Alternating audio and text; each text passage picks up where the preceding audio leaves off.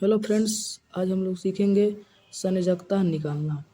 तो संयोजकता क्या होता है? कोई भी तत्व बंध बनाने के लिए अपने बाह्यतम कोश से जितना इलेक्ट्रॉन त्यागता है या जितना इलेक्ट्रॉन ग्रहण करता है वह उसकी संयोजकता कहलाती है। तो चलिए 1 से 20 तक के तत्वों की संयोजकता निकालते हैं। तो सबसे पहले आप लोग ये जान जाइए कि कितना कितना इलेक्ट्रॉन किस कोश में भरे जाते हैं। तो पहले कोश में 2 इलेक्ट्रॉन भरा जाता है, दूसरा कोश में 8 इलेक्ट्रॉन, तीसरे कोश में 8 इलेक्ट्रॉन, चौथे कोश में 18 इलेक्ट्रॉन, पाँचवें में 18, फिर 32 ऐसे इलेक्ट्रॉन भरे जाते हैं। तो हाइड्रोजन का परमाणु क्रमांक 1 होता है। इसमें इलेक्ट्रॉनों की संख्या भी एक ही होती है। तो यह इसमें पहली कोश में कितने अस्थायी संरचना प्राप्त करने इसको कितनी इलेक्ट्रॉन की आवश्यकता है? 2 इलेक्ट्रॉन की। तो इसका 1 इलेक्ट्रॉन इसके पास है, तो 1 इलेक्ट्रॉन इसमें भरा है। अब या तो यह 1 इलेक्ट्रॉन ग्रहण करेगा, अब या तो 1 इलेक्ट्रॉन त्यागेगा। तो जितना ग्रहण करता है और जितना त्यागता है वह इसकी संयोजकता कहलाती है। तो इसकी संयोजकता +1 भी होता है और -1 भी, क्योंकि यह त्याग भी सकता है और ग्रहण भी कर सकता है। अब हीलियम का देखते हैं। तो हीलियम का परमाणु क्रमांक 2 होता है। तो यह इसकी पहले ही कोश भर गई, क्योंकि 2 ही इलेक्ट्रॉन है इसके पास।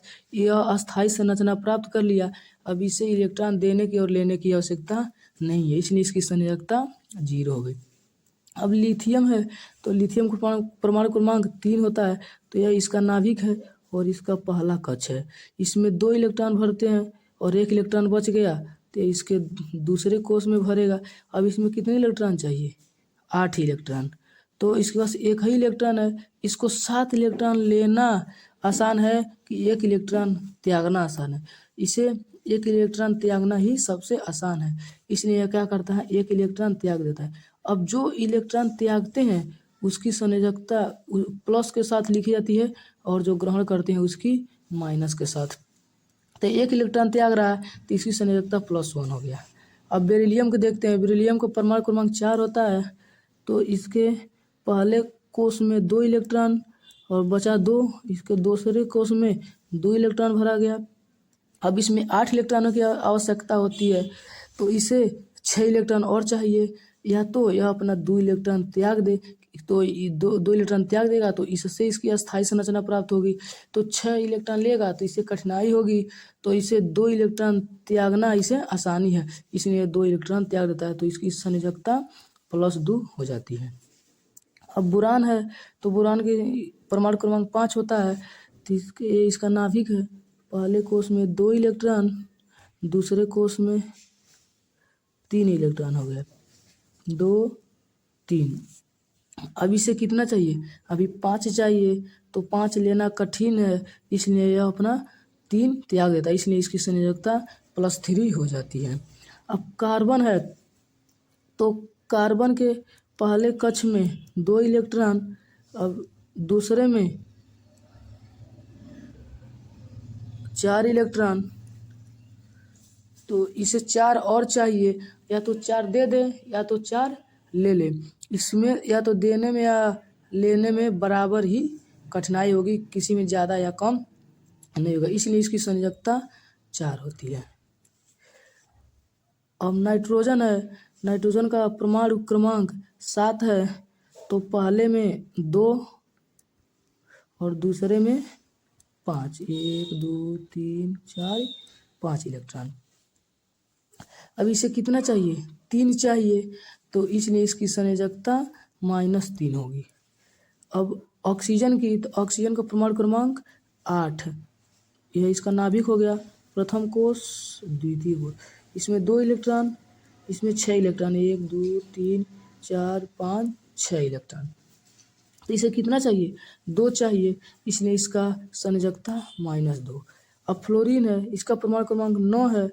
तो पहला कोश, दूसरा, इसका नाभिक हो गया। ये पहला कक्ष में 2, दूसरा में 7 बच गया, 2 3 4 5 6 7। अब इसे कितना चाहिए? 1 चाहिए, इसलिए इसकी संयोजकता -1। अब नियान है। नियान की परमाणु क्रमांक 10 है।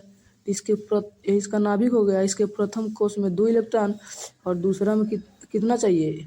इसके पास 8 बच गया, तो 8 इसमें भरा जाएगा। 2 3 4 5 6 7 8। अब यह अस्थायी संरचना प्राप्त के लिए इसके अष्टक पूरा हो गए। बाह्यतम कोष में 8 इलेक्ट्रॉन पूरा हो गया, तो इसे अब लेने की आवश्यकता न है, अन्य देने की। तो इसका संयोजकता 0 हो गया। इसे अक्रिय गैस कहते हैं, सोडियम नियान को। अब आता है सोडियम को परमाणु क्रमांक 11। तो यह हो गया इसका नाभिक, प्रथम द्वितीय कोष। पहले में 2, दूसरे में इसके पास 2, पहले में 2 भर गया। इसके बाद कितना बचा? अब 8 बचा, नहीं 9 बचा। 9 2 11, 2 3 4 5 6 7 8 इसमें भर। उसके बाद 1 बच गया, तो एक इसमें अगले कोष में चला गया, तो इसमें एक इलेक्ट्रॉन बच रहा है। तो यह अस्थायी नहीं है। यह 7 लेगा तो ज़्यादा कठिनाई होगा, और 1 दे देगा तो उतना कठिनाई नहीं होगा। इसलिए 1 इलेक्ट्रॉन दे देता है और इसकी संयोजकता +1 हो जाती है। अब आता है मैग्नीशियम को परमाणु क्रमांक 12। तो प्रथम द्वितीय 2, इसमें 2 3 4 5 6 7 8, 8 2 10। इसका 2 बच गया। इसके बाह्यतम कोष में 2 इलेक्ट्रॉन हो गया। तब क्या करेगा? यह 2 इलेक्ट्रॉन त्याग देगा, इसलिए इसका संयोजकता +2 हो जाएगा। अब एल्युमिनियम है। एल्युमिनियम का परमाणु क्रमांक 13 होता है। तो पहले में 2 और दूसरे में 8, 1 2 3 4 5 6 7 8। इलेक्ट्रॉन पर माइनस चिन्ह होता है। 8 और 2 10, इसके बाद 13 है, तो 3 इलेक्ट्रॉन और बच रहा है, तो 3 इलेक्ट्रॉन इसमें चला जाएगा। 2 3। अब यह क्या करेगा? 3 इलेक्ट्रॉन त्याग देगा, इसलिए इसकी संयोजकता हो जाएगी +3। अब आता है, अब 14वें नंबर पर आता है सिलिकॉन। तो उसे मैं लिखना भूल गया हूँ, वो यहाँ लिखा हूँ, यहाँ आप लोग समझ जाइएगा। सिलिकॉन 14वें नंबर पर, इसका परमाणु क्रमांक 14 होता है। तो इसका नाभिक हो गया। इसका प्रथम कोष, पहले कोष में 2 इलेक्ट्रॉन भरा गया। इसका टोटल 14 इलेक्ट्रॉन है, तो इसमें 8 आ जाएगा। 1 2 3 4 5 6 7 8। 8 और 2 10। इसके बाद कितना बच गया? 4 बच गया। तो 4 इसमें आ जाएगा। 8 2 10 4 14। तो अब यह 4 इलेक्ट्रॉन अपना त्याग देगा, इसलिए +4 इसका संयोजकता +4 हो जाएगा। अब आता देखिए 15 नंबर पर यहाँ फास्फोरस। तो इसका नाभिक हो गया, पहला कक्ष दूसरा कक्ष। इसमें 2, इसमें 8 2 3 4 5 6 7 8। अब इसमें 8 और 2 10। इसके बाद 5 बच गया। 5 यहाँ दे देगा। 3 4 5। अब इसे अष्टक पूरा करने के लिए केवल 3 ही इलेक्ट्रॉन की आवश्यकता होती है, तो ये 5 त्यागेगा, ज़्यादा कठिनाई होगी, इसलिए 3 ग्रहण कर लेता है। इसकी संयोजकता -3 हो गया। पता 16 नंबर पे आता है सल्फर। तो इसका नाभिक हो गया और प्रथम कोष, इसमें 2 इलेक्ट्रॉन, द्वितीय में 8 2 3 4 5 6 7 8। अब यह अंतिम बच गया। इसमें 8 और 2 10, 10 और 6 बच गया। 6 इसमें आ गया। 3 4 5 6। यह 6 इसके पास है, तो 2 इलेक्ट्रॉन ग्रहण करेगा, तो इससे निकलता -2 हो गई। अब क्लोरीन है। इसका परमाणु क्रमांक 17 होता है। तो यह इसका नाभिक, इसका प्रथम कोष 2, इसमें 8 2 3 4 5 6 7 8। 8 2 10, 10 और 7 इसमें आ जाएगा। 2 3 4 5 6 7। इसके बाह्यतम कोष में 7 है, इसको 1 चाहिए, तो इसलिए इसकी संयोजकता क्या हो गई? -1। अब आता है आर्गन। आर्गन का परमाणु क्रमांक 18 होता है। तो पहला कोष 2 इलेक्ट्रॉन, 8 2 3 4 5 6 7 8। 8 2 10 और 8 इसमें भर गया। 3 3 4 5 6 7 8। अब इसके बाह्यतम कोष में 8 इलेक्ट्रॉन हो गया, क्योंकि सभी तत्व अपने बाह्यतम कोश में 8 इलेक्ट्रॉन भरना चाहते हैं, 8 इलेक्ट्रॉन भरने पर वह अस्थायी रहते हैं, इसलिए उसे बाह्य अंतिम में 8 भरने के लिए क्रिया करते हैं अस्थायी होने के लिए। तो इसमें बाह्यतम कोश में 8 इलेक्ट्रॉन हो गया, यानी कि यह अस्थायी हो गया, इसलिए इसकी संयोजकता 0 हो गया। अब आता है पोटेशियम, इसे आर्गन को अक्रिय गैस कहते हैं। यह पोटेशियम, इसका परमाणु क्रमांक 19, तो इसका 19 होता है। तो 1 2 पहले में 2, दूसरा में 8, 2 3 4 5 6 7 8, 8 2 10 और इसमें 8, 2 3 4 5 6 7 8, 10 8 18 हो गया। और फिर एक बच गया, तो एक अपने बाह्यतम कोश में भर लेगा, एक इसमें। तो इसके पास बाह्यतम कोश में 1 इलेक्ट्रॉन है, तो यह 1 त्याग देगा, इसलिए इसका धनायन बना लेगा और इसका संयोजकता +1 हो गया।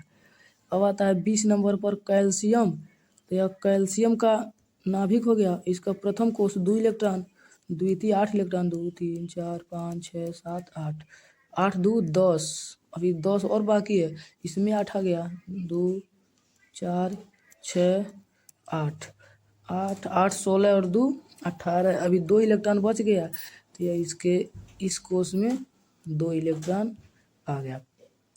यह क्या करेगा, अब 2 इलेक्ट्रॉन त्याग देगा और इसकी संयोजकता +2 हो जाएगी। अब आप लोग कहेंगे कि यहाँ पर बताए हो कि चौथे कोश में 18 इलेक्ट्रॉन भरे जा सकते हैं, तो क्यों यहाँ पर चौथे में अपने 8 ही इलेक्ट्रॉन की बात करें। तो इसमें यह होता है कि कोई भी तत्व हो, उसकी कोई भी बाह्यतम कोश हो, उसको अस्थायी संरचना प्राप्त करने के लिए बाह्यतम कोश में 8 ही इलेक्ट्रॉन की आवश्यकता होती है, इसलिए